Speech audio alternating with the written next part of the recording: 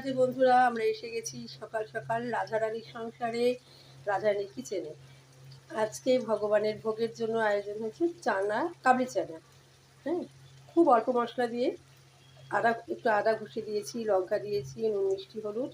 মিষ্টি মানে আমার তো মিছরি, হ্যাঁ, আনকাটিং মিছরি, কাটিং মিছরি ওগুলো নয়, ওই ডালা মিছরি যেগুলো, ওটা গুঁড়ো করে রেখেছে যাকে দিয়েছি। আর আবার ঘরে বানানো একটু আদা,